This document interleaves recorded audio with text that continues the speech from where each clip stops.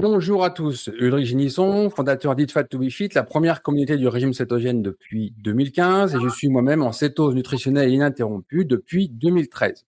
Je suis très heureux de vous retrouver pour ce nouveau Keto sans rendez-vous pour un sujet qui mérite d'être un petit peu plus connu, reconnu avec notre invité d'aujourd'hui qui s'appelle Sandrine. Bonjour Sandrine.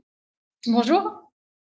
Alors merci d'avoir accepté mon invitation pour parler un petit peu avec nous dans ce Keto sans rendez-vous, donc sur un domaine scientifique peu connu, mais qui mérite de l'être. Alors, peux-tu te présenter pour les gens qui ne te connaissent pas encore? Merci. D'abord, je tiens vivement à te remercier pour deux choses. D'une part, de m'offrir cette occasion de présenter une enquête sociologique, puisque je suis sociologue, pour répondre à ta question. Et aussi parce que grâce à ta chaîne, j'ai pu me familiariser avec des témoignages de mangeurs cétogènes qui ont largement contribué à euh, apporter plus de robustesse, je pense, au questionnaire dont on va parler aujourd'hui, destiné aux mangeurs cétogènes. Donc moi, pour me présenter rapidement, mais je m'appelle Sandrine, j'ai 49 ans, je suis sociologue à l'université de Toulouse-Jean Jaurès, en Occitanie, en France. J'ai toujours travaillé sur les questions d'alimentation, mais plutôt du point de vue des marchés. Non pas du point de vue des mangeurs, mais du point de vue des marchés, du point de vue des professionnels de l'offre, des acteurs économiques, des pouvoirs publics aussi qui élaborent des réglementations pour réguler les étiquetages, pour autoriser ou pas la mise sur le marché de certains produits. Je me suis beaucoup aussi intéressée à l'expertise scientifique. J'ai d'ailleurs moi-même été à ce qu'on appelait à l'époque le HCB, le Haut Conseil des biotechnologies, qui était l'institution en France qui autorisait ou pas l'arrivée sur le marché d'OGM. Dans ce cadre-là, j'ai par exemple travaillé sur la mise sur le marché du saumon transgénique et pour essayer de Mhm. comprendre pourquoi des marchés, bien que faisant l'objet de controverses assez fortes, hein, des controverses sociales, des contestations sociales, mais aussi des débats entre scientifiques eux-mêmes, Oui. où on a une absence de consensus scientifique sur une question. Et donc, voilà, j'ai toujours travaillé sur l'alimentation, mais d'un point de vue un petit peu éloigné comme ça des mangeurs. Et justement, au fur et à mesure de ces enquêtes sur des objets très controversés, je me suis rendu compte que les mangeurs, les consommateurs, les citoyens étaient vraiment absents des processus décisionnels. J'étais assez étonnée de voir comment des produits dont personne ne voulait parvenaient à atteindre un marché. Et donc petit à petit, je me suis dit, il faudrait rapprocher deux champs de la sociologie. D'une part, la sociologie économique, c'est-à-dire celle qui s'intéresse au marché, mais aussi la sociologie de l'alimentation, celle qui s'intéresse aux mangeurs. Et c'est pourquoi, voilà, petit à petit, je me suis dit, il faut absolument lancer une enquête. À ma connaissance, en France en tout cas, mais même à l'étranger, il n'y a aucune enquête sociologique sur les mangeurs cétogènes. Et donc, je me suis dit que c'était vraiment intéressant à étudier parce que l'alimentation cétogène, certes, embarque avec elle des questions de santé et donc de médecine et de nutrition, mais aussi des questions de culture, des questions de ressources économiques, des questions d'organisation des repas, des questions voilà, éminemment sociales, des questions de réseaux sociaux aussi, au sens, pas des réseaux sociaux numériques, mais au sens de nos relations sociales personnelles. Donc voilà, je trouvais que l'objet était particulièrement intéressant. Et puis pour être totalement transparente, je suis moi-même mangeuse cétogène depuis 5 ans. J'ai découvert cette alimentation par mon conjoint et par simple curiosité, j'avais pas de motivation particulière. J'ai adopté cette alimentation qui m'a très très rapidement convenu, voilà. Et donc voilà. Donc, et juste pour être transparente là-dessus, c'est un petit peu la difficulté quand on est mangeuse cétogène et qu'on souhaite Mhm. travailler sur l'alimentation cétogène, c'est de tenir cette double posture. À la fois, je suis très engagée et en tant que citoyenne, je m'horrifie des recommandations nutritionnelles actuelles dominantes. Je suis vraiment, voilà. Mais en tant que sociologue, je dois maintenir une certaine distance critique. Et donc, voilà, en sociologie, on a des outils pour essayer de conserver Mhm. ce regard critique sur un objet qui nous est proche. Alors, tout ce que tu dis est extrêmement intéressant et je vais venir te défendre parce que, bon, pour l'anecdote, tu m'as envoyé ton étude, enfin ton questionnaire. J'ai rempli ce questionnaire et immédiatement quand je l'ai rempli, on en parlera un petit peu plus longuement après, mais immédiatement quand je l'ai rempli, j'ai perçu que la personne qui avait rédigé ça connaissait très bien le régime cétogène. Il n'y a pas de questions mal rédigées, de réponses mal rédigées, on n'oriente pas, c'est factuel et ça correspond à quelqu'un qui connaît, qui a l'expérience du régime cétogène. Quelqu'un qui n'aurait pas l'expérience du régime cétogène, qui aurait fait, je ne sais pas, une petite revue scientifique en 2-3 jours pour voir à quoi ça consistait, n'aurait pas rédigé aussi bien et les questions et les réponses. Donc, bravo. Maintenant, je Mmh. difficulté d'éviter ce biais. Moi-même, je suis en céto-nutritionnel depuis bientôt 13 ans. Quand je lis la littérature scientifique, je me dois d'être en permanence critique dans un Mmh. sens ou dans l'autre. C'est pas une religion. Il faut être capable de remettre en question tous les dogmes tous les jours, parce que si Exactement. on tombe en religion, c'est plus de la science. Donc, bravo pour tout ça. Alors, ton travail est extrêmement intéressant, extrêmement utile.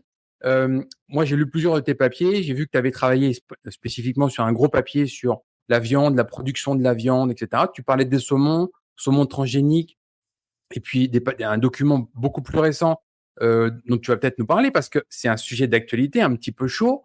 On voit bien qu'il y a une volonté à la fois de la politique, de certains intérêts industriels et scientifiques en collusion pour nous faire manger moins de produits animaux au sens large. Le lait, le poisson, la viande, etc. Et il y a un vrai courant puissant qui voudrait nous faire manger des substituts, donc soit à la base avec des protéines végétales, soit avec des farines d'insectes. On l'a vu récemment aux États-Unis ou en Europe. Donc, parle-nous un petit peu de ces travaux parce qu'ils sont intéressants dans le sens où vraiment, pour la première fois, on sent qu'il y a une puissance extérieure qui voudrait nous faire manger quelque chose que le grand public n'a pas Mmh. demandé, ne veut pas forcément. Donc, Mmh. quelle est ton expérience de tout ça? Alors moi, mon expérience, bah, alors déjà, je suis contente de travailler sur ce programme parce que le programme qui est affiché, il est financé par l'Agence nationale de la recherche française, donc c'est un programme public hein, qui n'est pas financé par des enjeux privés. Par contre, c'est très clair qui va dans l'écho de la végétarisation de nos comportements alimentaires. C'est Mhm, très très clair et je travaille quand même dessus. Donc c'est pour dire que voilà, je suis objective, je peux travailler sur l'alimentation cétogène comme sur ce programme. Pourquoi est-ce qu'il m'intéresse? Parce que, alors je suis pas là, moi, pour, aller, révéler, des liens d'intérêt et mhm, cetera, parce que les acteurs engagés sur ces marchés le font très bien eux-mêmes. mhm, Les acteurs ont une capacité critique, y compris, les mangeurs, les scientifiques et cetera et les conflits d'intérêts, il y en a partout et je dirais c'est plutôt et enfin je dirais, je suis pas toute seule à le dire, mon professeur, Jean-Pierre Poulain, qui est sociologue de l'alimentation, l'a très bien, montré sur d'autres sujets. Les conflits d'intérêts sont plutôt la norme que l'exception. mhm, Et parfois puis en plus, on a tendance à mettre l'accent sur la dimension financière des conflits d'intérêts. Il y a pas que ça en fait, on peut avoir des gains de collusion, en fait, qui sont un peu différents. C'est un peu c'est une question passionnante, celle des conflits d'intérêts, mais je trouve que les acteurs les dénoncent, déjà eux-mêmes. Après effectivement, donc sur ce sujet, bah, ce qui est passionnant, c'est que, heu, ce sont des marchés, extrêmement innovants, avec des structures aussi de marché qui changent. Heu des startups, des on a des acteurs français qui sont des petits acteurs. On a, bon déjà rien que voilà, la structuration du marché est intéressante. On a là encore, on peut se demander, heu, ce marché des insectes, la plupart des gens dans le monde consomment des insectes, mais mhm. pas nous les occidentaux parce qu'on a un rapport, voilà, c'est une barrière culturelle qui est forte. Heu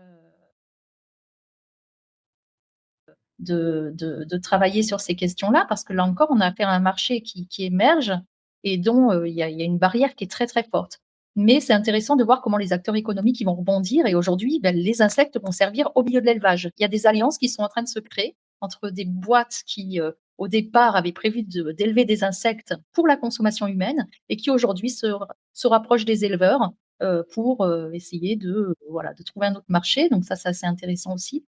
Bon, il y a plein de choses intéressantes. Moi, je m'intéresse beaucoup plus à la viande cellulaire parce que, je crois que c'est là où on a vraiment eu ce qu'on appelle une innovation, disruptive, vraiment une innovation, il y a un avant et un après très fort, heu de faire de la viande sans animaux. Donc ça va évidemment dans l'intérêt des gens qui sont soucieux du bien-être animal et ça me fait penser, en lien avec l'alimentation cétogène, parce que c'est une des questions que je me pose. On a tendance, souvent dans les préjugés, dans les un peu les clichés sur les mangeurs cétogènes, de penser qu'ils ont aucune conscience écologique. Mhm.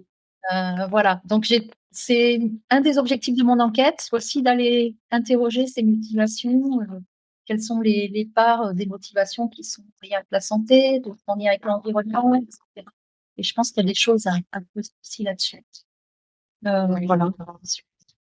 Et tout ça, c'est très, très intéressant et on voit, que globalement quand même je pense sur tous les substituts, de protéines, on voit vraiment cette inversion on n'a pas des clients, des consommateurs qui réclament un produit à l'industrie et l'industrie vient servir le marché. Là, on a vraiment un marché énorme qui est créé, souvent à coup de subventions ou d'investissements privés, qui Oui. fait des grosses productions, qui inonde en marketing, pour alimenter des supermarchés avec des produits que les gens ne veulent pas. Et je vais vous donner un exemple. J'habite à Boulder, au Colorado et cette ville, en fait, est très, très particulière aux États-Unis, ne résume absolument pas les États-Unis. Elle est vraiment c'est un ghetto. Bon et cette ville, en fait, c'est une des villes les plus véganes des États-Unis et cetera. Eh bien, D'accord. dans tous les magasins que nous avons ici, tous les produits de substituts de protéines végétales, avec ce qu'ils ont appelé la fausse viande et cetera, ne sont pas vendus. Ils sont dans des D'accord. têtes de gondole en promotion, personne en veut. Parce que les véganes ici, ils cuisinent. Donc ils achètent des aliments bruts, ils les cuisinent et ils veulent pas de ces substituts qu'ils savent, littéralement de la mauvaise nourriture, plein de suppléments dedans, plein de produits plus ou moins recommandables et on voit que c'est un échec commercial. On voit les actions, la valeur de ces entreprises qui est littéralement en train de couler. J'ai vu Donc ça. on voit que ce projet de vouloir implanter ça ne fonctionne pas. Parce que, contrairement aux autres, on va dire courants, modes qu'il y a eu les dernières décennies, ce n'est pas le marché qui a demandé ça, hein. C'est, certaines personnes, certains investisseurs qui ont pour ambition de transformer la société en proposant ces produits. C'est vraiment pour moi la grande différence avec les autres mouvements. Et je me demande aussi quelle est la part des défenseurs du bien-être animal. Enfin, je pense à des associations. Bon, celle qui est importante en France, c'est L214. Mmh. Heu et ça m'interroge effectivement, on sait que c'est plutôt aussi, les véganes sont plutôt aussi une population plutôt jeune.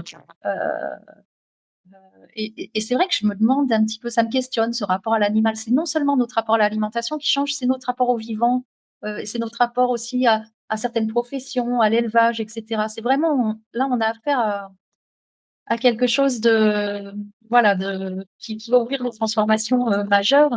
Heu, voilà. Il faut bousculer les idées. Tu sais, moi, j'ai un parcours riche, qui m'a permis de croiser plein de domaines. Je l'ai dit à Idriss Aberkane et je l'ai dit plusieurs fois. Je lutte vraiment contre la pensée en silo. C'est-à-dire qu'aujourd'hui, on a des experts qui sont dans leur silo, qui ne connaissent absolument rien de l'expertise du silo d'à côté. Et moi, je pense qu'il faut être consomme-acteur, donc acteur de sa consommation. Je pense qu'il faut une transparence totale. Je suis, omnivore, tendance carnivore. Je mange beaucoup de produits Mmh. animaux. De l'autre côté, j'ai été expert agroalimentaire. Je connais toute la filière de production alimentaire. Je connais les élevages. Mon grand-père avait 50 vaches laitières. Je connais l'élevage de vaches laitières et je connais les abattoirs aussi. Et j'ai toujours dit que l'important, c'était la transparence. Un éleveur doit pouvoir montrer son travail, n'importe quand, ce qu'il fait, et un abattoir doit pouvoir faire des portes ouvertes pour montrer comment sont traités les animaux au moment de l'abattage. Mmh. Pareil avec le boucher, c'est la même chose. On n'a rien à cacher en fait. Et on voit d'ailleurs, par exemple, si on prend un autre sujet, la gastronomie, la cuisine, il y a eu tout un courant à un moment donné qui s'est dit on va arrêter de cacher notre cuisine aux clients, on va faire des cuisines vitrées. Comme Ouais. ça, le client peut voir exactement comment on cuisine derrière. Quand on est fier de son travail, quand on n'a rien à cacher, quand c'est honorable, on peut montrer ce qu'on fait. Et cette filière, elle doit vraiment se réformer parce que, je pense que la transparence, c'est vraiment le secret pour arrêter les conflits. Moi, je pense que tu vois, je ne suis pas un militant, pour les droits animaux, comme c l'association que tu as citée. Par contre, je pense que leur travail dans notre société est indispensable parce Mmh. que ça dénonce les dérives. Mmh. Voilà et Mmh. on n'est pas en opposition, en fait. Faut Mmh. retrouver et c'est ce qui se passe ici. Je vais donner un exemple précis. Je te l'ai dit, Boulder est une ville végane. J'ai été une fois dans une association, cétogène, en particulier contre le diabète de type 2 dans cette Mmh. ville. Le patron de cette, petite association qu'a montée est végane. De l'autre côté, il invite, régulièrement, Amber Heard qui habite juste à côté de chez moi à Boulder et qui est une des pionnières sur le régime carnivore. D'accord. Ça communique. Ouais. Boulder est une ville végane, très bien. De l'autre côté, on a des problèmes d'incendie et ils utilisent l'élevage pour faire des pâturages, Mmh. mobiles pour aller manger l'herbe dans les montagnes et limiter le risque d'incendie, en particulier à partir de l'automne. Mmh. Tu vois? Et c'est des véganes qui ont demandé ça. Donc Ouais. il y a vraiment une complémentarité. On n'est pas en opposition. On peut travailler en bonne intelligence, chacun dans ses objectifs personnels, et c'est pas une guerre, en fait. Mmh. Tout à fait. Et je pense que chacun a une place à tenir là-dedans, et que tous les efforts sont utiles pour transformer la société, vers quelque chose de meilleur, hein. Mmh. Tout à Pas être fait. en permanence en train de dire, enfin, et tout un tas de sciences frelatées sur les gaz à effet de serre, les conditions animales, et cetera, et puis arriver sur une nourriture qui est littéralement, toxique, c'est-à-dire, carencée en micronutriments, et cetera. C'est pas la solution. Il faut que les scientifiques travaillent avec les sociologues, avec les éleveurs, avec tout le monde doit pouvoir coopérer pour travailler vers quelque chose de meilleur pour le Mmh. monde entier, quoi. Voilà. Exactement. Exactement. Donc peut-être on peut aborder ton étude sur le régime cétogène. Donc Mmh. toi-même, tu as l'expertise du régime cétogène, et vraiment je tiens à saluer la qualité, de l'étude du questionnaire que tu as publié. Donc à partir de quel moment tu as eu l'idée de faire ça? Et puis, Mmh. enfin, peux-tu nous raconter la genèse de ton questionnaire finalement? Mmh. Bien sûr. Mais alors c'est déjà parti, de cette envie de plus me tourner, vers l'étude de l'alimentation et de plus, en tous les cas, articuler les travaux sur, les marchés avec les consommateurs.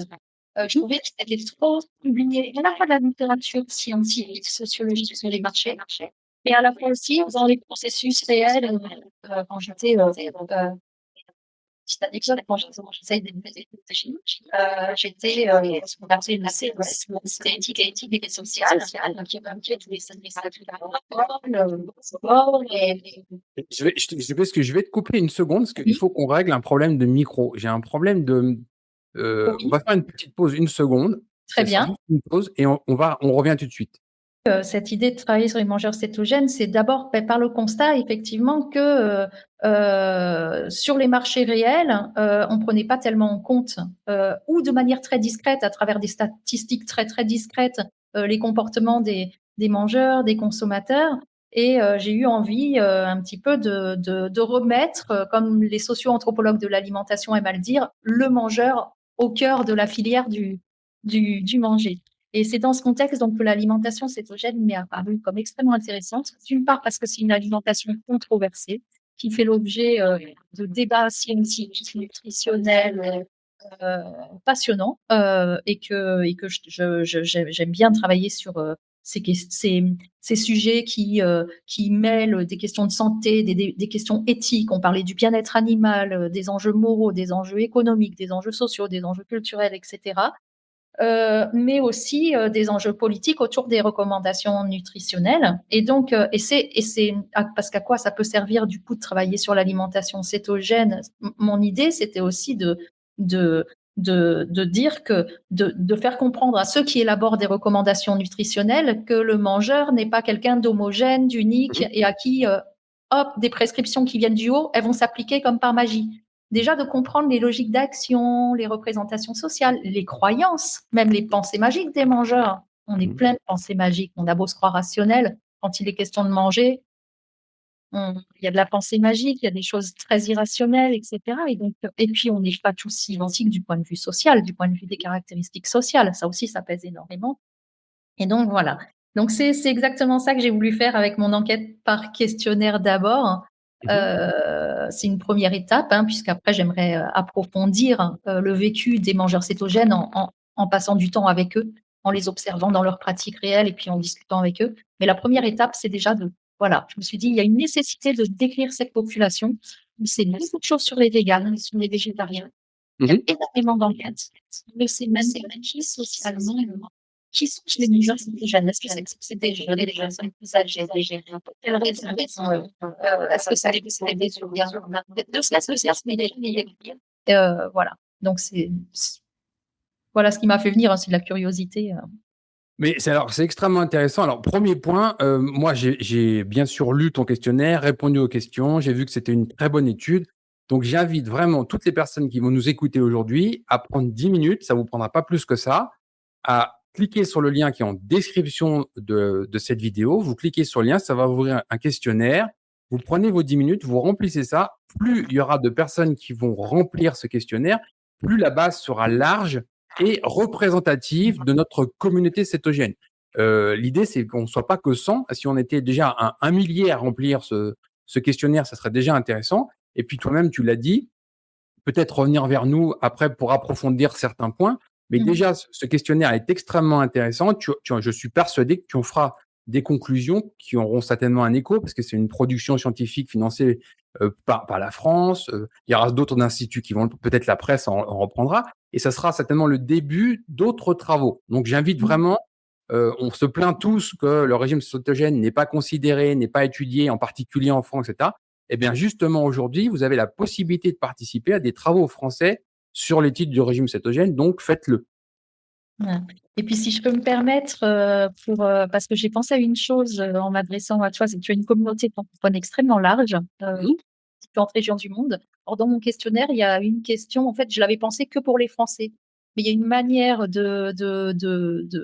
d'éviter un petit peu ce biais, c'est de donner un code postal complètement fictif en France et ensuite de m'indiquer à la fin, dans le commentaire libre, de quelle région du monde vous êtes, où est-ce que vous habitez. Et ce sera extrêmement intéressant pour moi parce que ça me permettra aussi d'avoir cette dimension comparative entre pays. Euh, voilà, je me doute que la communauté francophone aux États-Unis et au Canada n'a peut-être pas les mêmes pratiques Alors, que. la communauté francophone Need Fat to Be Fit est mondiale sur les 5 continents. Voilà. Nous avons, d'ailleurs, les Français sont presque minoritaires maintenant. Ils sont minoritaires. D'accord. Aujourd'hui, j'ai des francophones. Alors, bien sûr, la Suisse francophone, la Belgique, le Luxembourg, les pays limitrophes, beaucoup d'expatriés français dans le monde entier, Voilà. beaucoup de Québécois et beaucoup de personnes des zones francophones. Par exemple, l'Afrique francophone est représentée. Il y a aussi, par exemple, la Polynésie, la Nouvelle-Calédonie, qui ont vraiment une façon de faire les choses très différentes. On va pas manger de la graisse de canard en Polynésie, et puis ça serait comme quelqu'un dans le Gers qui commande de l'huile de coco alors qu'il a de la graisse de canard. Bon, donc il y a des façons différentes de faire du régime cétogène, et c'est vrai que c'est intéressant, par exemple, sur la facilité à trouver certains ingrédients. Il y a certains pays où il va falloir vraiment aller sur des produits bruts locaux, et puis d'autres pays comme les États-Unis où c'est qu'on a déjà tout dans les supermarchés. Si on veut faire tout en aliments transformés, on a déjà tout sur place. Donc, ça crée des comportements humains différents sur le régime cétogène. C'est extrêmement intéressant. Je l'ai fait moi-même avec mon code postal de Boulder. Quand j'ai D'accord, mis très bien. le code postal, j'ai mis le code postal d'ici et bon, ça commence par 80 et c'est pas dans la Somme. D'accord, mais très bien. Non, mais ce sera vraiment intéressant parce que c'était quelque chose que j'avais pas envisagé tout de suite, la comparaison internationale. Je m'étais dit, Mm. moi, voilà. Donc, Ah oui, super. avec des vraies particularités. Par exemple, l'accès Mm. aux produits au lait cru, certains Mhm. végétaux, certains fruits, etc. Ça change vraiment les comportements. D'accord, très intéressant. En Voilà. Polynésie, on va faire du régime cétogène avec beaucoup de poissons et beaucoup de coco. Et en Mhm. France, on va le faire plus avec de la viande, avec des volailles, avec des graisses saturées, avec du porc, par exemple, parce que le porc est utilisé. Alors, par exemple, dans d'autres pays, je pense à des pays musulmans, Moyen-Orient, etc., où il va y avoir des francophones aussi, bah, le porc ne va pas être Mhm. utilisé. Donc, il y a des vraies disparités, des vraies choses différentes. Non, mais c'est Et passionnant. c'est justement l'importance de ton travail. Donc, une fois de plus, hein, ça vous prendra 10 minutes, faites-le, remplissez ce questionnaire pour aider à faire avancer Mhm. la compréhension du régime cétogène. On est de plus en plus nombreux, même si en France, j'arrête pas de dire, on est en retard. Ton travail prouve que les mentalités changent, on est considéré, donc faut soutenir et aider les projets comme le tien. Merci. Ben, peut-être juste pour présenter un petit peu les types de questionnements, un petit peu les objectifs de l'enquête, parce que j'imagine que la sociologie, c'est moins connu que des études en médecine ou des choses comme ça. Ça peut paraître, et à la fois, tout le monde est un peu sociologue parce que tout le monde vit en société, tout le monde mange, on a tous des représentations et des analyses. Donc, c'est un petit peu compliqué, mais en gros, l'objectif de cette enquête, c'est, comme toute enquête sociologique, c'est de décrire une population, d'expliquer des comportements en lien avec certaines variables. Et notamment, c'est pourquoi vous trouverez dans le questionnaire des questions relatives très pénibles à répondre, j'admets, mais quel est votre âge, quel est votre genre, quels sont vos revenus, quelle est votre situation professionnelle, est-ce que vous avez des enfants, votre statut matrimonial, etc. Pourquoi? Parce que ce sont des variables qui vont nous permettre d'expliquer certains comportements. Donc voilà, donc ça c'est une partie que j'ai plutôt mis à la fin du questionnaire, mais c'est un bloc de questions qui est extrêmement important. Et puis, pour faire référence, juste à ce que tu disais sur les différences de comportement, entre pays, il y a tout un bloc évidemment sur les habitudes alimentaires. C'est-à-dire, quelle catégorie d'aliments on mange. Mangent les mangeurs cétogènes, et là bon, j'ai l'impression que je vais pas avoir trop de surprises, mais j'espère quand même avoir des surprises parce qu'il y a pas si longtemps que ça, à Toulouse, là où je vis, il y avait un restaurant keto qui était un des Mmh. premiers restaurants keto, de France. Il y en a quelques-uns à Paris, mais sur Toulouse, c'était le seul et le premier. Non, Er le 1er, c'est le Sixième Sens et d'ailleurs, je l'ai interviewé, il était dans le sud, il a arrêté. D'accord. Il était là, depuis 2000 de mémoire 2016. Le Keto Pub, aussi, j'ai vu, ils sont arrivés en Ouais. 2000, juste avant le Covid, je crois, Ouais, et 2019. malheureusement, j'ai appris qu'ils venaient de fermer. J'ai appris qu'ils ont fermé l'an dernier. Voilà. Voilà. Et Les initiatives, cétogènes professionnelles, c'est-à-dire en termes de pâtisserie, en termes aujourd'hui, le marché est certainement pas assez large pour pouvoir, permettre une activité professionnelle vraiment centrée à 100 sur le régime c'est cétogène. C'est ça. compliqué. Et ce Mmh. que j'appréciais beaucoup de leur démarche, c'est qu'ils ne vendaient pas l'alimentation kétogène. C'était un restaurant où tout le monde venait et puis Mmh mh. c'était sur place en posant des questions, etc. On découvrait l'alimentation cétogène et ils étaient ouverts il y avait des plats végétariens et Mmh. cétogènes. Donc ça, Mmh. je trouvais ça intéressant. J'ai beaucoup discuté avec eux. Voilà. Donc voilà, sur les habitudes alimentaires, c'est intéressant. Puis je pense que ça nous permettra d'aller au-delà des clichés qu'on peut avoir aussi sur. On a tous des représentations un peu toutes faites sur qui est le mangeur cétogène. On disait tout à l'heure, il est peut-être indifférent aux enjeux écologiques. C'est peut-être une pratique plus masculine, plus tournée vers les sportifs, etc. Ben, allons voir réellement qui sont-ils et qu'est-ce qu'ils font. Et puis quelque chose qui me semble très très intéressant à étudier dans les habitudes alimentaires, c'est aussi en lien avec la profession, c'est l'organisation des repas. Quand peut-être, est-ce qu'il y a des différences entre la semaine et le week-end? Mmh. Et là, moi, je m'attends à des surprises parce qu'on peut avoir des hypothèses qui sont inverses. En réfléchissant, je me suis dit, ben, d'un côté, on peut penser qu'en semaine, on peut être rigoureux parce qu'on prépare ses repas à l'avance, on les emmène sur le lieu de travail, etc. Et puis le week-end, bon, ben, on se lâche. C'est des moments où il y a plus de convivialité, des moments familiaux aussi, de regroupement. C'est peut-être plus compliqué. Mais inversement, on peut se dire aussi, ben, ça dépend vraiment des professions, parce qu'autant moi, enseignante-chercheur à l'université, je peux amener ma gamelle sur mon lieu de travail, je peux même manger aux horaires qui me plaisent tant que je suis pas en cours, je vais pas manger devant mes étudiants quand même, mais j'ai quand même une liberté que n'a pas un ouvrier à l'usine qui a affaire à la restauration collective. Donc tout ça, c'est quand même assez intéressant à regarder. Et là, la comparaison internationale, je l'espère, va être intéressante parce qu'on n'a pas du tout les mêmes systèmes de restauration. Oui. C'est un certain système et les 2 heures avec ses collègues, c'est comme ça. Ça, c'est vraiment intéressant. Voilà, donc ça, c'est un bloc, voilà, plutôt sur les habitudes alimentaires. Et puis après, bon, il y a d'autres blocs sur les contraintes. Mmh. Des questions sur les contraintes que rencontrent les mangeurs cétogènes parce que on peut être convaincu de son alimentation, la mettre en œuvre, c'est autre chose. Et je m'intéresse par exemple aux questions du jugement des autres, jugement des proches. Euh, est-ce que c'est quelque chose qu'on peut pratiquer facilement? Est-ce que c'est quelque chose, est-ce que l'offre disponible est suffisante aux yeux des mangeurs cétogènes? Est-ce que, aussi, qui sont-ils toujours dans ces thèmes des habitudes alimentaires? Est-ce que ce sont plutôt des mangeurs, de plats keto industriels ou plutôt naturels, des produits bruts? J'aimerais bien mettre ça aussi en lien avec, les catégories sociales, avec le genre aussi des personnes. Est-ce qu'on va mettre un homme n'a pas le même rapport, alors non pas à l'alimentation, mais on n'a pas le même rapport au corps, aux représentations qu'on se fait du corps et de ce que doit être un corps féminin, un corps masculin. Même si aujourd'hui les mentalités changent, il y a qu'à ouvrir les portes d'une salle de muscu pour voir que les hommes et les femmes ne pratiquent pas les mêmes exercices. Voilà, les femmes sont plus soucieuses de leurs fessiers, de leurs abdos, de leurs jambes, et les hommes plutôt de leurs pectoraux et de leurs bras. Et donc voilà, on a des représentations du corps différentes qui vont influer aussi sur nos manières de manger. Donc ça, j'ai très envie aussi de tester ça. Mmh. Voilà, donc les motivations, on en a parlé, hein, pourquoi? C'est quoi l'élément déclencheur? Parce Mmh. que voilà.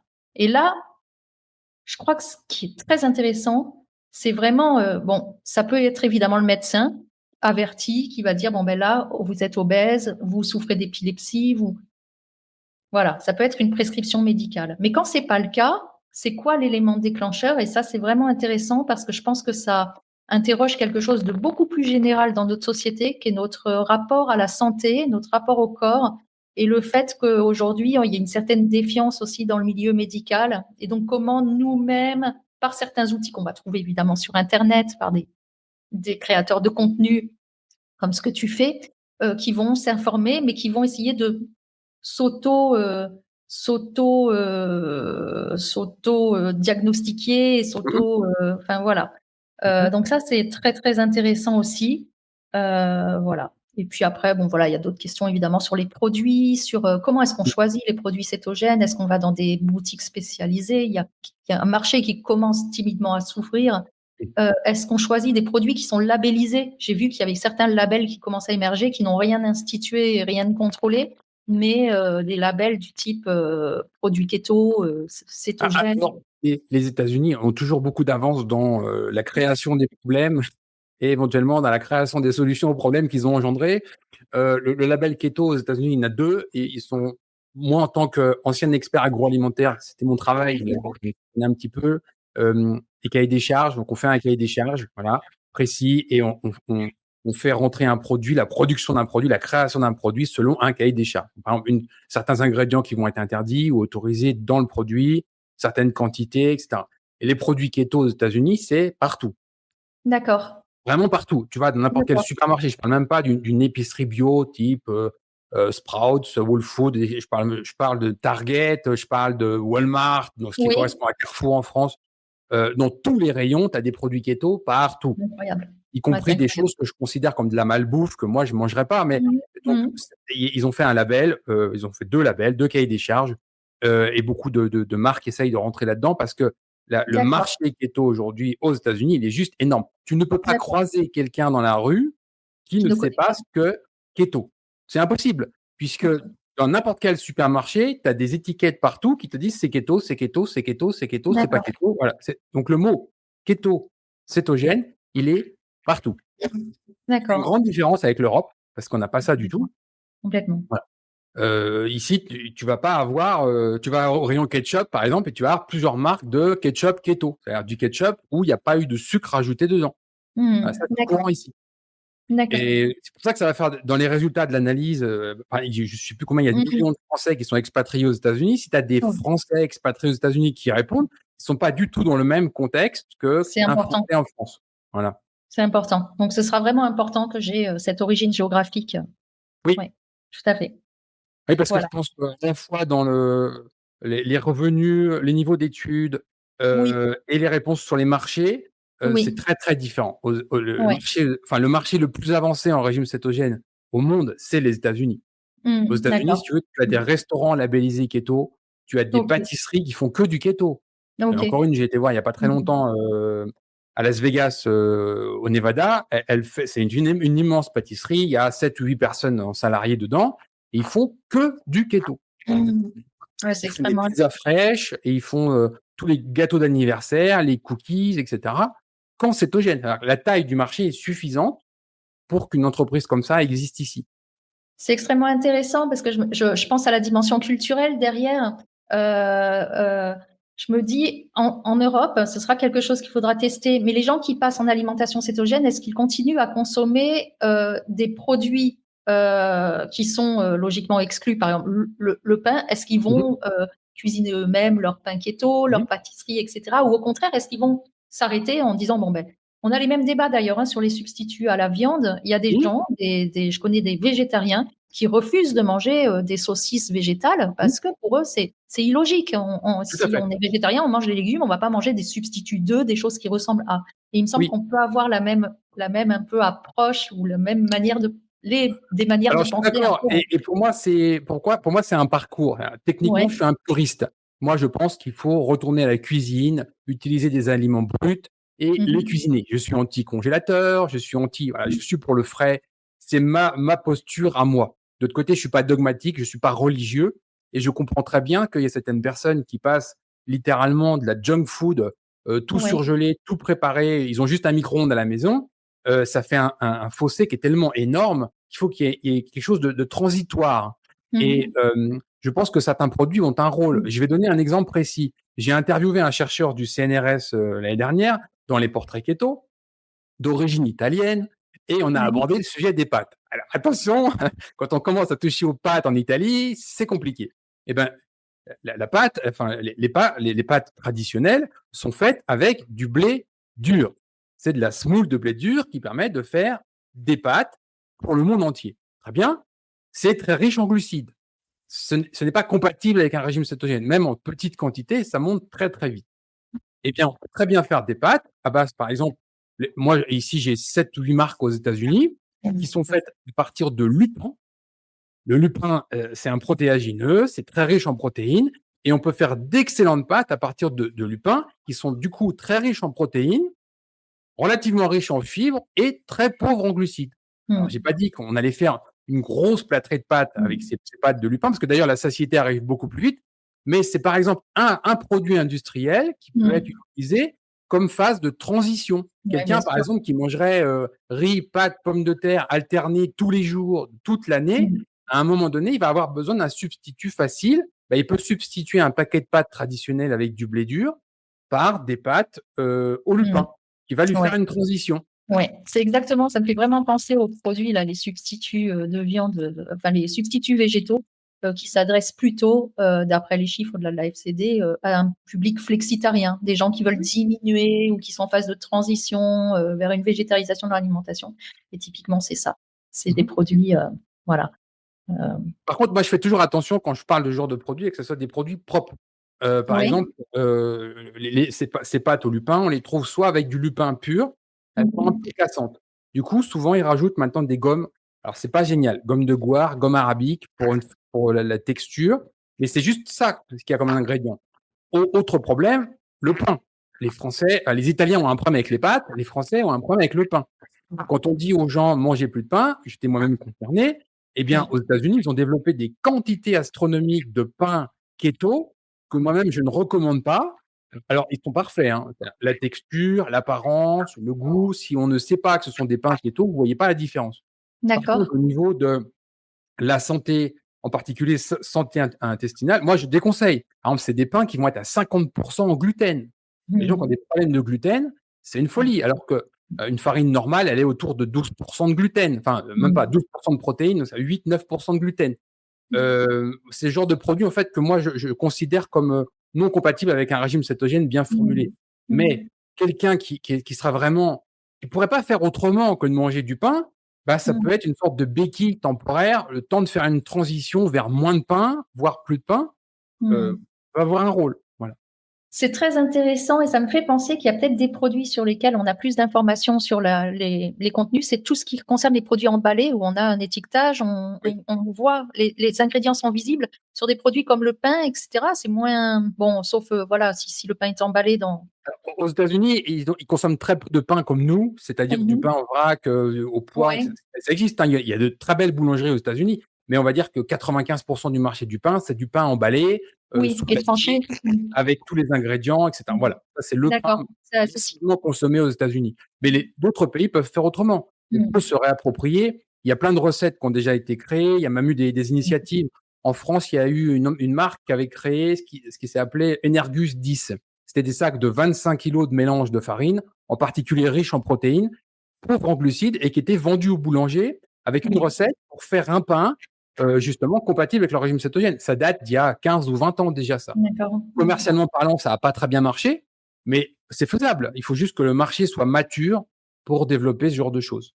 C'est ça, c'est ça. D'où l'intérêt d'une étude de sociologie pour montrer qu'il y a un marché de plus en plus grand de personnes qui font attention à leur consommation de glucides. Et je vais mettre consommation de glucides, mais même pas me parler de régime cétogène. Ça va concerner ceux qui sont en low carb, ceux Oui, qui sont en keto, donc oui, ils veulent réduire leur exposition aux glucides. Et donc, il y a exactement, certains types de produits qu'on peut faire. Tu sais, ça va aussi dans le courant de, exactement. par exemple, quelques grands pâtissiers français qui ont publiquement annoncé qu'ils avaient réduit la quantité de sucre de leur pâtisserie. Oui. On peut faire des pâtisseries avec 50% de sucre en moins sans que personne s'en aperçoive. Et ben, on peut aller encore plus loin en réduisant l'amidon, en utilisant d'autres farines. La farine de lupin a un rôle, par exemple. Il y a des choses à faire. Mais ça me fait penser, tu sais, parce que un des derniers jours, j'ai lu du questionnaire sur, parce que c'est un questionnaire qui justement ne s'adresse pas à des mangeurs cétogènes forcément très avertis, très experts, qui suivent tout, qui mesurent tout, qui calculent tout, qui font des bilans biologiques, etc. Ça peut être aussi des gens qui, à un moment donné, ont été cétogènes et se sont arrêtés, ou le font de temps en temps, le reprennent, etc. Et avec on a tous, je pense que quel que soit le pratiquant, les personnes pensent bien faire et font au mieux dans leurs conditions de vie, etc. Et donc, c'est vraiment pour dire que, voilà, l'objectif de l'enquête n'est pas d'évaluer les connaissances, de juger les gens sur leurs pratiques, mais bien de comprendre dans quel contexte est mise en œuvre cette alimentation cétogène et comment pour eux, c'est quoi l'alimentation cétogène? D'ailleurs, je crois que c'est une des questions. C'est pour vous l'alimentation cétogène en un mot, c'est quoi? Et ça va être assez intéressant. Donc c'est vraiment, c'est quelque chose aussi. Il y a des questions qui vont porter effectivement sur le suivi. Est-ce que vous faites des bilans sanguins? Et si oui, ben vous cherchez quoi dans ces bilans sanguins? Est-ce que vous mesurez vos taux de cétose? Comment? Est-ce que vous utilisez des applications? Est-ce que vous calculez, etc. Mais encore une fois, c'est vraiment pas, ces questions-là ne visent pas à juger des comportements qui seraient mauvais, qui seraient, etc. Moi, je suis pas médecin, donc c'est vraiment pas moi qui vais évaluer les pratiques des mangeurs cétogènes. Voilà. Par contre, ça peut permettre de voir comment circulent les connaissances. C'est quoi les savoirs ordinaires des mangeurs? C'est quoi leur représentation? Et ça, c'est important. Encore une fois, c'est important pour les pouvoirs publics qui élaborent des recommandations nutritionnelles. Voilà, c'est important pour je sais pas, des coachs de sport. Moi, c'est quelque chose. J'adore le sport, mais je me dis, mais j'entends certains coachs de sport qui disent qu'il faut faire comme ça, comme ça, comme ça. Je dis, mais attendez, là, vous connaissez pas ma vie. Ça peut pas s'adapter comme ça à ma vie. Ma vie n'est pas faite pour. Donc, il y a une nécessité d'adapter les recommandations, les pratiques, etc. Donc, je pense que voilà, ça peut servir aussi à ça. Et plus on aura de connaissances sur les mangeurs et plus les mangeurs s'exprimeront, plus effectivement, on aura une meilleure compréhension, effectivement, une visibilité de ces enjeux-là, quoi, sans reléguer les cétogènes à des gens farfelus, marginaux qui n'ont aucune éthique animale, etc. D'où l'intérêt que les résultats de ton enquête soient le plus large possible, parce qu'on a tous des biais. Et je vous invite aussi, c'est le moment de le dire, à repartager cette enquête pour qu'elle sorte du cercle d'It Fat to Be Fit. Par exemple, aujourd'hui, moi, j'ai une façon de m'exprimer, j'ai une façon de voir le régime cétogène, j'ai forcément une sorte de microcosme, de bulle qui est la mienne. À partir du moment où vous partagez ça en dehors de cette bulle, vous allez toucher d'autres bulles avec Exactement. d'autres approches, d'autres façons de faire, etc. Et donc, l'idée, c'est d'avoir la diversité la plus large possible pour que nous puissions toucher toutes les communautés, toutes les façons de faire et que tu aies un retour le plus large possible avec le plus de données pour que tes résultats soient le plus fiables et le plus représentatif de la réalité. Exactement. Exactement, c'est très important. Et puis voilà, on parle trop souvent du céto, enfin c'est très bien à travers les médecins, les experts, les polémiques aussi. C'est ce qui rend visible aujourd'hui l'alimentation cétogène, en tous les cas dans la presse française, à la télévision. J'ai affaire à qui sont même transmises sur une chose comme ça. C'est hallucinant aussi, le discours des journalistes sur l'alimentation céto. Voilà, avoir une des études, alors vraiment une expérience réelle des mangeurs, voilà, c'est ce qu'on cherche à faire. Donc, si effectivement vous serez nombreux à répondre à cette enquête, plus j'aurai des données représentatives, des données, je l'espère, les plus plurielles possibles pour refléter ce portrait des mangeurs cétogènes et non pas du mangeur cétogène tel qu'on se le figure. Oui, oui, alors moi j'ai l'expérience de ça, donc j'ai vu comment ça a bougé. On a vraiment eu un basculement à partir du mois de juin 2019 avec D'accord. un contrôle et un changement d'algorithme sur Google. C'est-à-dire que Google n'est plus un moteur de recherche à partir de juin 2019, en particulier sur la santé.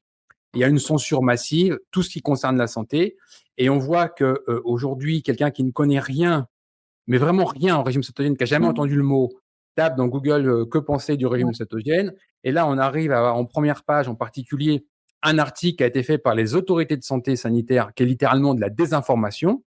Les médias se réappuient dessus, donc on voit régulièrement les médias parlaient de façon défavorable au régime cétogène. Il y a vraiment une orientation. On n'est pas dans la science, on n'est pas dans l'information, on est dans la propagande. Donc c'est compliqué pour quelqu'un qui est ignorant sur le sujet. Par exemple, même un médecin qui trouverait intéressant que son patient diabétique de type 2 réduise les glucides, le patient, il tape dans Google quelques questions, il s'aperçoit, oh là là, c'est quoi ce régime dangereux, Mon etc. médecin est un charlatan. Mon médecin est un charlatan. Voilà. Donc, et d'ailleurs, il risquerait gros aujourd'hui encore à faire ça. C'est pour ça que j'ai créé cette série des Keto sans rendez-vous, parce que j'ai moi-même formé beaucoup de médecins au régime cétogène. Ça ne se sait pas assez. Je suis en relation avec des centaines de médecins dans des centaines de spécialités différentes. Il y a vraiment toutes les spécialités qui sont concernées. Donc, il faut que ça se sache. Donc, l'idée, c'est de les faire parler.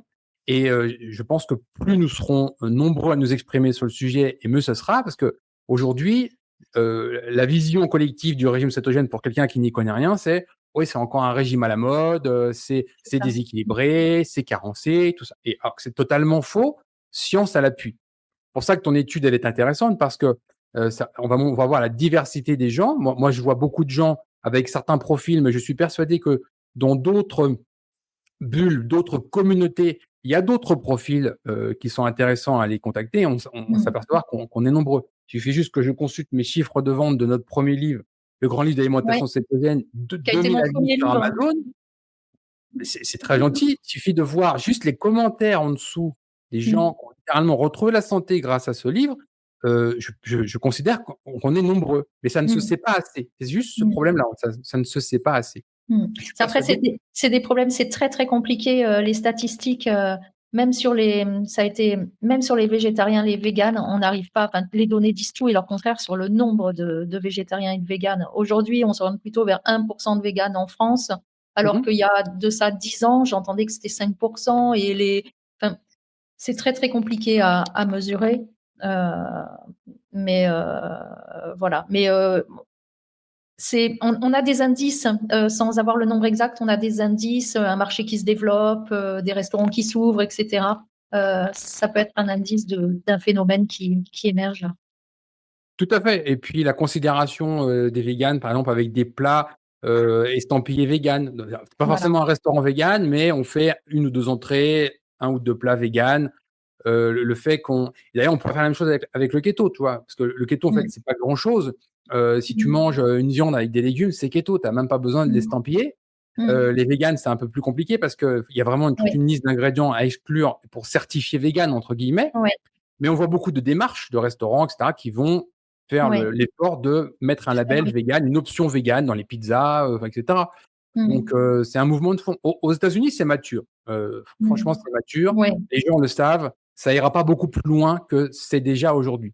Par contre, dans d'autres pays, je pense à toute l'Europe en particulier, et d'autres pays aussi dont on ne connaît pas les cultures. Par exemple, je me rappelle, il y a une dizaine d'années, quelqu'un qui était français expatrié au Japon. Mm. Dit, au Japon, le régime cétogène est très connu. Ah bon?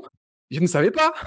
Et donc, cette personne me sort des livres en japonais de plusieurs médecins qui ont publié sur le D'accord. régime cétogène, l'avantage de retirer le riz, etc., etc. D'accord. Mais il y a un problème d'alphabet déjà, on ne comprend pas, enfin, quand on ne sait pas parler Mm. le Mm. japonais ou le chinois, l'alphabet est compliqué. Mm. Du coup, ça isole les cultures. Hein. Mais Ouais. il y a d'autres pays qui sont largement aussi en avance sur. Par exemple, il y a eu en France, dans les années 70, il y a un grand médecin américain qui a été reconnu, c'était le docteur Atkins. Ses livres ont été traduits. Et dans les années 70, en France, des gens ont fait le régime Atkins. Après, avec le temps, ça a été oublié. Et bien, en Pologne, il y a eu la même chose. Les Polonais ont eu un grand médecin qui est passé dans tous les plateaux télé. Il a fait plein de livres de cuisine. Ils étaient très en avance sur le régime cétogène. Ouais. Voilà. Donc, Ouais. ça dépend des cultures, ça dépend des pays. Et on voit qu'on n'est pas tous logés à la même enseigne, à la même vitesse. On voit des Mm. pays où il y a pas de difficulté à manger cétogène, et d'autres, vous dites cétogène, personne ne sait ce que c'est. Et la France est plutôt à la traîne, on va dire. Mm. Ça me fait penser que là où l'alimentation cétogène est passionnante, encore une fois, à étudier, c'est que quand on pense à l'histoire de cette alimentation, qui démarre dans le milieu médical, qui Mhm. ensuite est reprise par ce médecin-là, et on est dans les années 70-80, c'est l'arrivée des produits légers, le light, c'était dans le type de maigrir. Puis aujourd'hui, comment ça s'est vers plutôt le biohacking, l'optimisation de soi, aussi d'autres meilleure clarté mentale, les gens pour expertise, etc. C'est quand même intéressant parce que c'est vrai à quel point l'alimentation, c'est un volet de l'évolution de notre société aussi. Heu Oui. c'est une alimentation qui reflète, les enjeux actuels et donc c'est, voilà, ce serait Alors pour quelque aller chose à justement dans faire ton et sens, pouvoir vraiment, tu remarqueras aussi que la société, elle a vraiment changé et on est vraiment dans l'église, la religion, la secte, mon noyau, mon camp, mon équipe, et ouais. cetera. Et moi, j'ai toujours, lutté contre ça, mais c'est un fait. C'est-à-dire qu'aujourd'hui, beaucoup de gens vont s'exprimer comme véganes, comme militantisme pour lutter contre les parents, contre le Mmh. système, contre le Mmh. capitalisme, contre tout Oui. ce qu'on veut. Mmh. Et puis de l'autre côté, il y a un autre groupe qui sort, c'est surtout aux États-Unis, beaucoup moins en Europe, mais aux États-Unis, c'est flagrant, avec un groupe carnivore qui vient militer exactement comme le yin et le yang Mmh. contre les véganes, et cetera, et cetera. Mmh. Mmh. Mmh. Et du coup, les gens, ils ont aujourd'hui cette presque obligation sociétale d'être dans un camp. On ne peut Ouais. plus avoir de position raisonnée. On est Mmh. forcément pour Mmh. Israël, contre Israël, pour l'Ukraine, contre l'Ukraine, pour la viande, Mmh. pour les vaccins, contre les vaccins, etc. Et on ne peut plus avoir une position entre les deux avec des arguments pour, contre, Exactement, etc. Il faut exactement. forcément. Et donc, cette position carnivore aujourd'hui, moi, j'aime pas trop ce Mmh. déplacement parce que j'ai beaucoup de respect pour l'approche carnivore, hein. Mmh. On a les docteurs Todt et Clément en Hongrie qui ont créé une clinique qui s'appelle Paléomedicina, qui a des résultats exceptionnels avec ça. Mais en tant que courant, mode, et cetera, c'est vrai, je suis pas très à l'aise avec ça. Ça me plaît pas Mmh. beaucoup. Mmh. Voilà.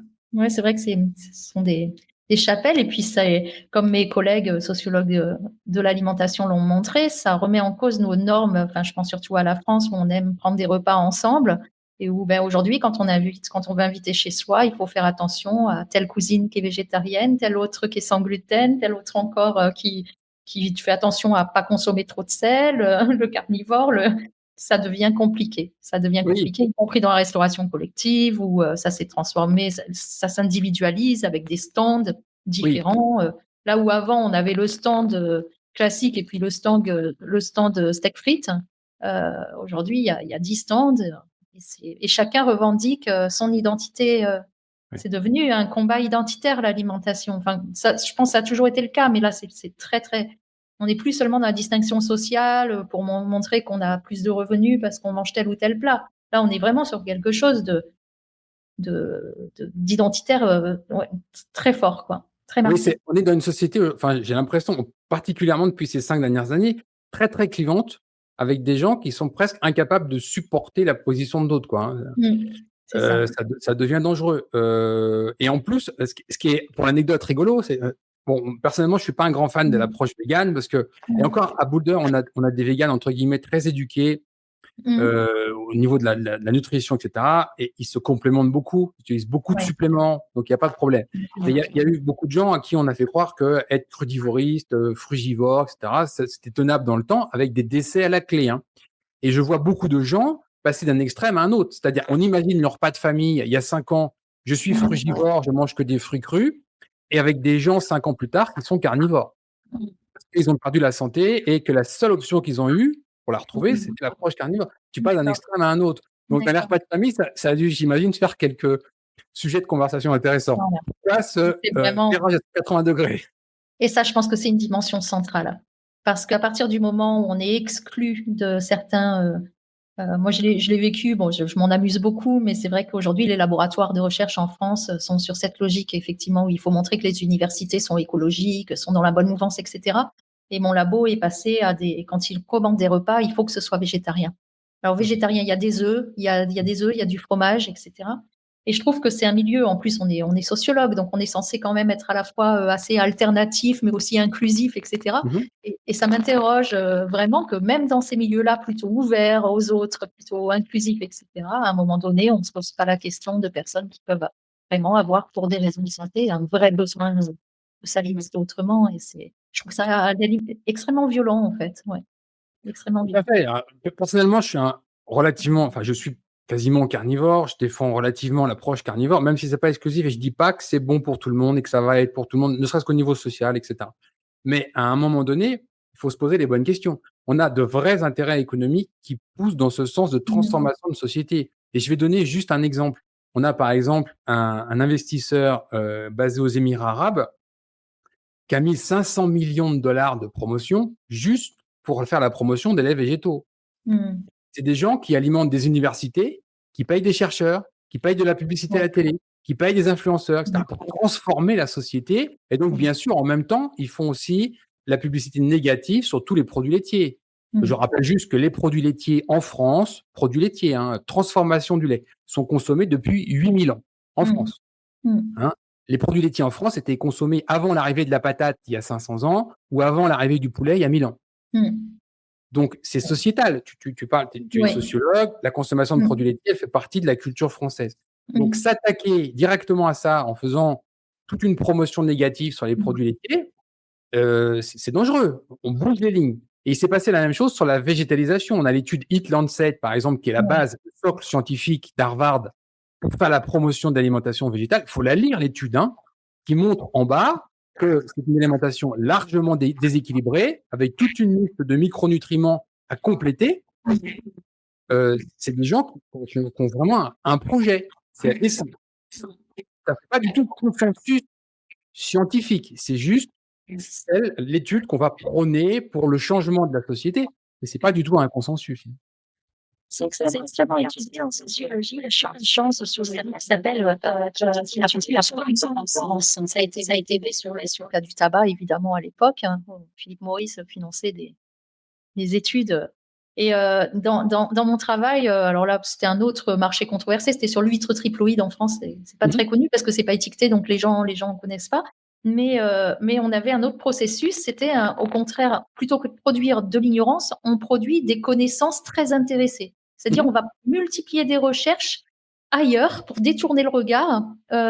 Et par exemple, je sais pas, ça va être sur l'huître triploïde, c'était on va produire des connaissances pour montrer que le responsable des mortalités des huîtres dans les parcs ostréicoles, c'est un virus. Ça n'a rien à voir avec autre chose, voilà.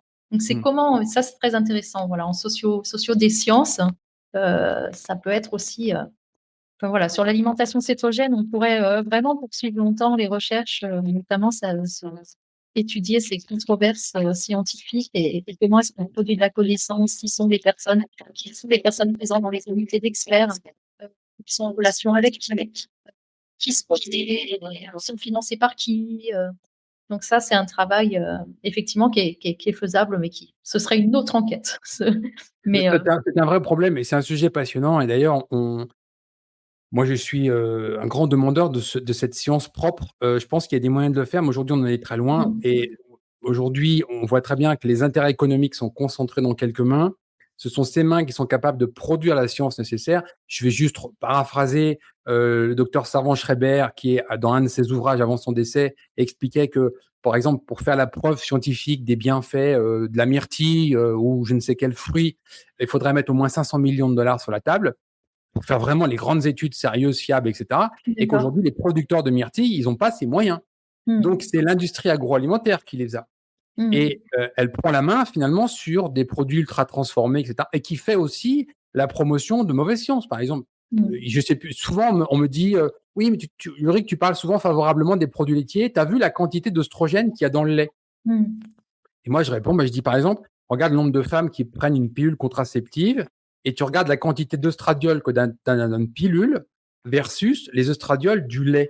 mmh, Une pilule contraceptive pour un jour, c'est 1000 litres de lait. Bon, donc le sujet, c'est quoi? ouais. On vient de me parler des cancers Mmh, hormonodépendants à cause du lait, alors qu'à côté, il y a des pilules qui correspondent à 1000 litres de lait qui sont pris par jour. mmh, mmh, Et c'est cette désinformation, en fait, ce cherry picking. On va mmh, parler de ça pour ne pas parler de ça. Et exactement. aujourd'hui, Des par effets exemple, de on va parler, l'amontage des laits végétaux. Très bien. Eh ouais. bien, parlons des mycotoxines. Parlons des Mmh, mycotoxines dans le lait d'amande. mmh, Et là, on va mmh, se rendre compte que si on suit la réglementation, c'est non consommable par l'être humain. mmh. Ouais, tout à Et fait. c'est tous les sujets comme ça. Aujourd'hui, on a Mmh, des capitaux énormes qui sont mis dans quelques mains, qui font la promotion de certains intérêts et à mmh, côté, le petit producteur, l'éleveur, celui qui va produire des fruits et légumes, il a pas les moyens. Ils sont mmh. pas associés, ces gens-là, pour faire la promotion de leur travail qui est simplement, l'agriculture humaine qu'on a depuis 15 000 ans, quoi. Voilà.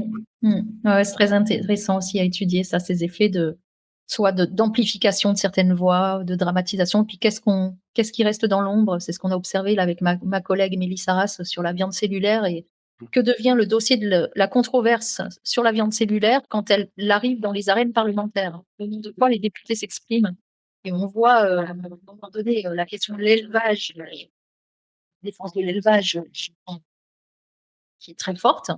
Et puis d'autres enjeux qui restent plus minorisés, enfin qui sont plus laissés dans l'ombre.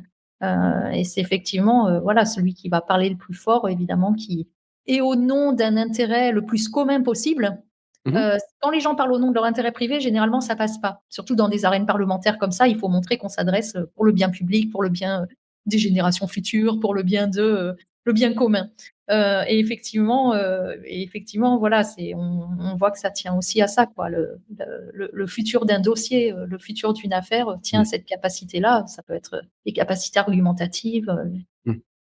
Et puis aujourd'hui, on voit très bien que les arguments fondés scientifiques et les preuves scientifiques, etc., finalement, pèsent pas très lourd par rapport à une forme de catastrophisme et de marketing du catastrophisme où tous les jours, une mauvaise nouvelle, c'est-à-dire quelque chose qui va nous tuer demain, est poussé par une autre mauvaise nouvelle qui va aussi nous tuer demain. Et au final, on l'a vu avec plein de grandes époques. Par exemple, la vache folle, on a vu le temps que ça a pris. Pendant 15 jours, 3 semaines, il n'y a plus personne qui mange de viande. Finalement, les gens, ils oublient, ils y retournent. Et c'est compliqué. C'est pour ça que la sociologie elle est intéressante parce que on voit. Regardez d'où nous sommes partis, 2,5 millions d'années, le développement humain quand même, dans quelle zone, ce que nous consommions, etc. Après, on va dire tout l'aspect agricole, 15 000 ans, puis après toute l'histoire, tout le patrimoine gastronomique français, etc. Ça, c'est des choses qui sont importantes à mettre dans la balance pour essayer en fait d'accompagner les gens en leur donnant les bonnes informations pour qu'ils fassent les bons choix, sans vouloir transformer la société, quoi. Exactement. Puis avoir un rapport plus serein, je le disais tout à l'heure, à ces différentes communautés qui ne partagent pas un même avis, parce que on peut avoir plusieurs lectures de ces controverses. On peut avoir une lecture du type ce qui s'est passé au moment de la vache folle.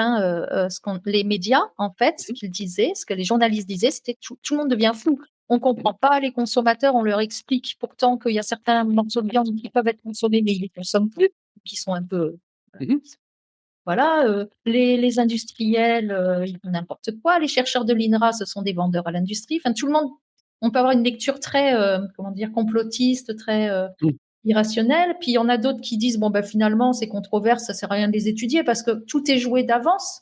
C'est les plus gros, c'est les plus forts qui, à la fin, l'emporteront. On peut avoir aussi, voilà. Et puis, bon, moi, je pense qu'il faut avoir une lecture un peu plus apaisée de tout ça et vraiment regarder comment concrètement une controverse comme celle qu'on peut avoir et qui existe sur l'alimentation cétogène, même les scientifiques s'arrachent entre eux pour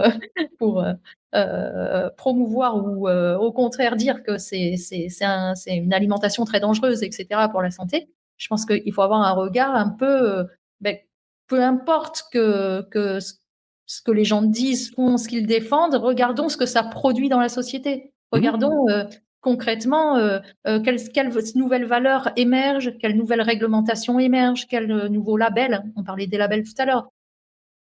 Voilà, on peut avoir, je pense, une lecture plus apaisée de ces sujets très chauds. Et voilà. Et moi, en tant que grand défenseur de la liberté, je pense qu'il faut juste former et informer les gens. Et qu'in fine, ce sont les gens qui décident en libre conscience d'aller à droite, d'aller à gauche. Je ne suis pas pour l'interdiction du tabac, je suis juste pour qu'on informe les gens qu'il y a tel risque ou tel désavantage à fumer. Après, chacun fait ce qu'il veut. Bon. Le vrai problème aujourd'hui, c'est qu'on désinforme, on ne donne pas les bonnes informations. Exemple, tu parlais, tu as travaillé beaucoup sur les OGM. À un moment donné, alors personnellement, je suis clairement opposé, pas contre la technologie OGM, mais comme on nous l'a vendu, parce qu'on nous a beaucoup vendu ça comme un progrès pour l'humanité, des meilleurs rendements, la fin de la faim dans le monde, etc. En fait, c'est pas ça du tout. C'est que plus tu mets d'OGM et plus tu vends de produits phytosanitaires. Et les deux appartiennent aux mêmes. Et ça, pas grand monde l'a vu. Donc, à un moment donné, on contamine la terre entière avec des OGM. Et puis après, on est même capable d'étiqueter un produit, que ce soit du blé, du maïs, sans OGM, parce qu'on sait qu'il va y avoir une contamination. Et l'étiquetage est important. Tu parlais tout à l'heure du huître, du saumon, etc. Si à un moment donné, on n'est même plus capable d'étiqueter qu'il y a cette molécule ou cette façon de faire sur le produit, parce qu'en gros, on a pollué tout l'environnement et maintenant, on ne sait plus s'en dépatouiller. Par exemple, le sel de mer. Aujourd'hui, il n'y a plus de sel de mer sans microplastique. Oui. Étude à l'appui, hein. Il y a eu 42 prélèvements qui ont été faits, en particulier de la mer du Nord, la mer Baltique, les côtes françaises, espagnoles, etc. 42 échantillons qui ont été faits, 42 contaminés au microplastique.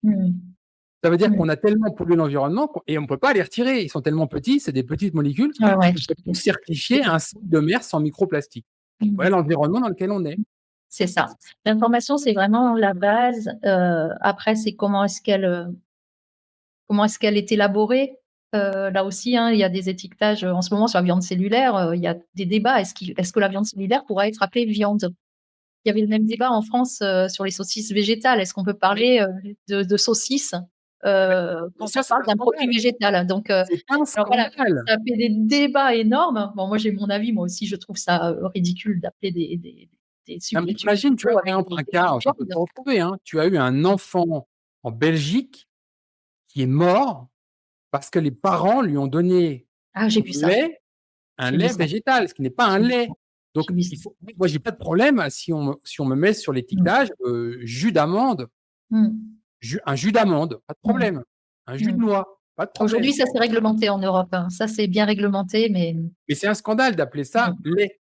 Aux États-Unis, j'ai une marque de substitut d'œuf végétal qui s'appelle en anglais egg. ouais. œuf. C'est le nom de la marque. Mmh. Le nom de la marque d'un substitut d'œuf s'appelle œuf. D'accord. C'est un scandale.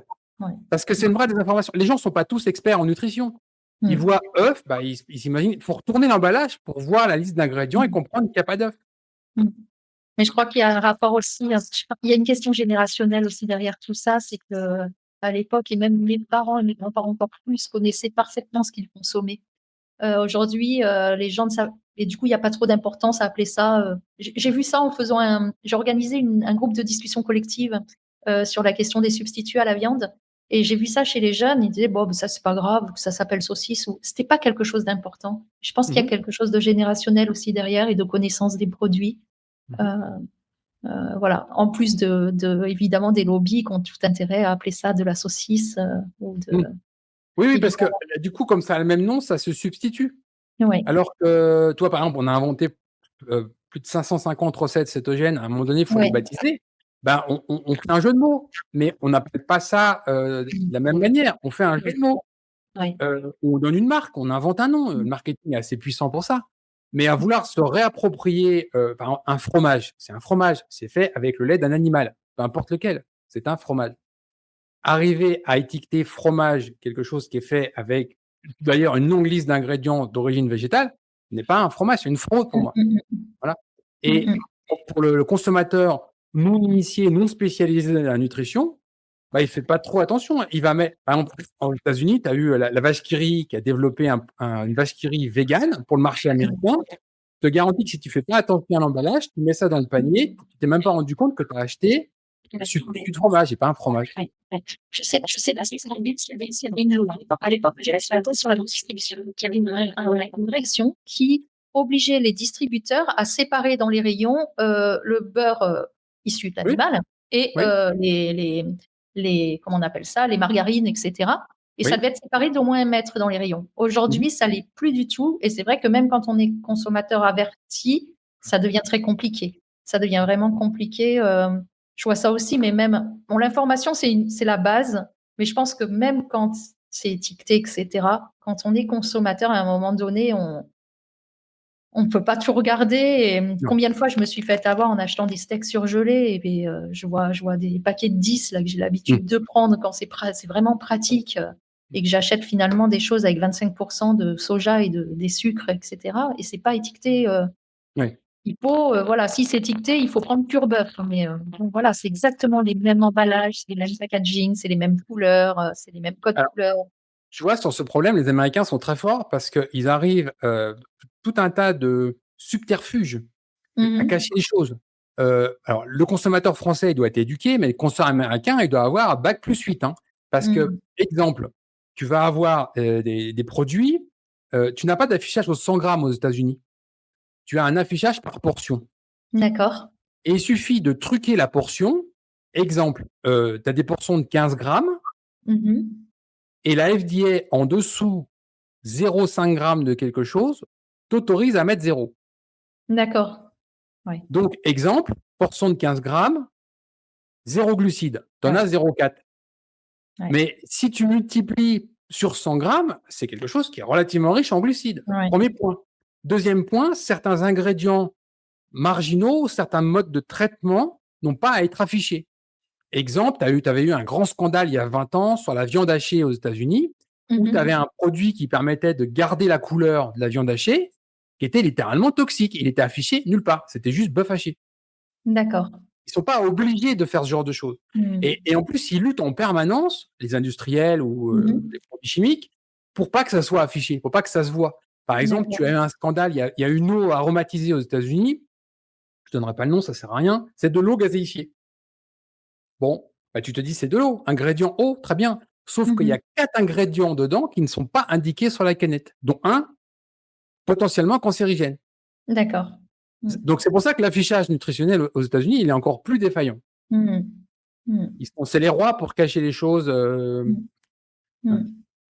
Ah, c'est un enjeu d'accès au marché donc mmh. voilà, donc ils Mmh. doivent le consommateur doit vraiment être éduqué, hein, faut Ouais. vraiment connaître les emballages, comprendre, ils ont le droit de prendre un nom pour un autre nom, Mmh. c'est compliqué. Voilà. Ouais.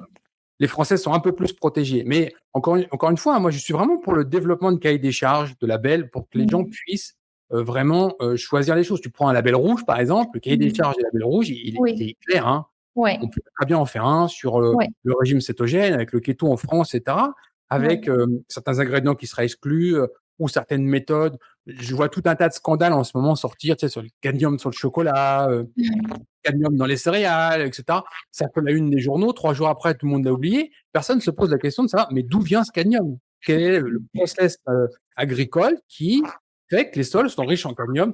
Il n'y a pas d'enquête, il n'y a pas de fond, on règle pas le problème, on vient juste faire un scandale qui fait la une pendant 2 jours. Les gens sont appelés et puis à la fin, moi, ça, c'est là le danger, c'est que je vois beaucoup de gens baisser les bras en disant: «De toute manière, quoi que je mange, un algo fait tout, je peux rien y faire, c'est fini». Alors que le consommateur, il a un véritable, moyen de pression qui s'appelle le boycott, hein. Mmh. C'est ça que souvent n'est pas compris, pas utilisé. Quand vous avez des industriels qui veulent vous vendre quelque chose que vous ne voulez pas, Mmh. bah, vous le boycottez. C'est tout. C'est ce qui s'est passé avec les substituts de viande aux États-Unis. D'accord. Ça a été littéralement boycotté. L'action s'est littéralement s'est effondrée. Bill Gates, il a été obligé de remettre en urgence, je sais plus, je crois 500 millions. L'entreprise, elle D'accord. est virtuellement en faillite. D'accord, Hein, ouais. parce que les gens ont boycotté. Les Mmh. gens qui mangent de la viande n'en voulaient de toute façon pas et les véganes n'en voulaient pas non plus. Donc Mmh. Mmh. nous avons ce levier encore, faut pas désespérer, en Mmh. boycottant les choses et en privilégiant ce que nous voulons soutenir, par exemple les filières courtes, les éleveurs Mmh. qui élèvent leurs animaux en l'herbe, à liberté et cetera. On a un Mmh. vrai moyen de pression. Ouais, ça aussi, c'est une question que je me pose dans le questionnaire, c'est, sur, dans les caractéristiques sociales, je demande aux gens s'ils habitent dans un milieu rural, urbain. Parce que l'accès aux approvisionnements peut être aussi, soit une ressource, soit une contrainte pour aller, vers des produits, je repense à la dame qui avait témoigné, chez toi, sur le lait cru, qui disait: «Ben, moi, j'ai enfin trouvé une Biocoop qui me refile son lait cru qui est périmé, mais qui est encore très comestible, parce que ce serait compliqué d'aller à la ferme, surtout sur un produit aussi quotidien que le lait cru, quoi, enfin. Donc Oui, mmh, donc c'est, voilà, c'est au pays, enfin la France, c'est quand même quelque chose, hein, au niveau gastronomie, hein, j'arrête pas de je suis très critique de la France, mais on a quand même un mmh, patrimoine gastronomique qui est pour moi le plus large au monde, hein. On a 8 500 recettes référencées. Il faut participer à ça, il faut protéger, les éleveurs, qui proposent du lait cru. C'est un produit très fragile, très compliqué, il faut faire ouais. beaucoup d'analyses pour garantir la sécurité et cetera. Il faut aller les soutenir, il faut aller les Mmh, voir en disant: «Voilà, moi je veux consommer du lait cru, il m'en faut 2 litres par semaine, je viens toutes les semaines».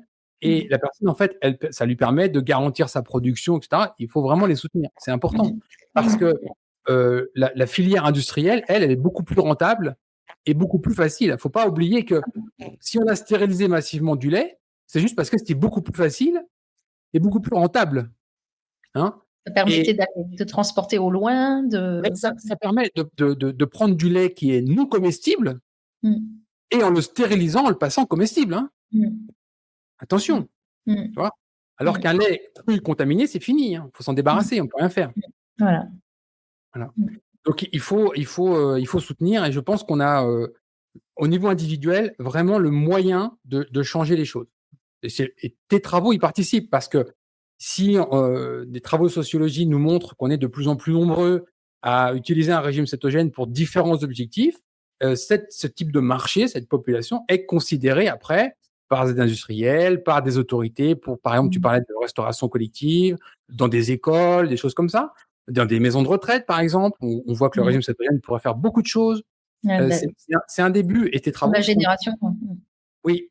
La question de l'âge, j'ai hâte de voir les différences de pratiques, parce que c'est des choses aussi chez les femmes aussi, au moment de la ménopause, l'après-ménopause, qu'est-ce qui se passe quand on est mangeur cétogène, qu'est-ce qui change, etc.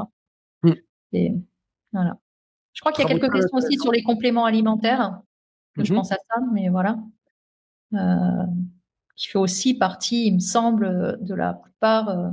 J'essaye de voir en quoi aussi l'alimentation cétogène s'articule à d'autres pratiques particulières. Tout à l'heure, on parlait qu'il y a des végétariens cétogènes. Il y a peut-être des gens qui sont aussi plutôt locavores. J'essaye de voir comment ça s'articule à d'autres pratiques, et notamment cette question de la complémentation. Voilà, des compléments alimentaires me paraît aussi important à mesurer, à voir. Tout à fait. Ça fait partie de... Il y a des gens qui ont d'autres préoccupations, par exemple la longévité ou l'activité physique, ou alors ils savent qu'ils ne mangent pas certains types d'aliments, je pense aux abats par exemple, et qui savent qu'il y a certains micronutriments dedans, ils les remplacent avec des suppléments. Tout ça, c'est intéressant à savoir.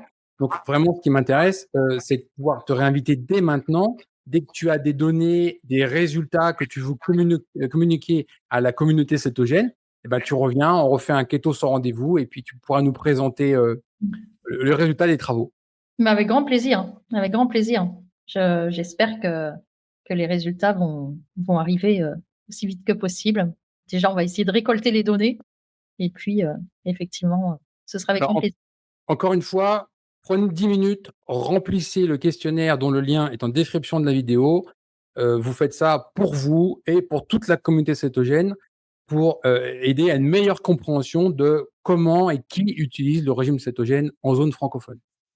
Merci beaucoup. C'est moi. Je te remercie beaucoup pour ton temps, et je te dis donc à très bientôt pour les résultats de la première étude de sociologie sur le régime cétogène en France. Avec grand plaisir. Merci. Au revoir. Au revoir.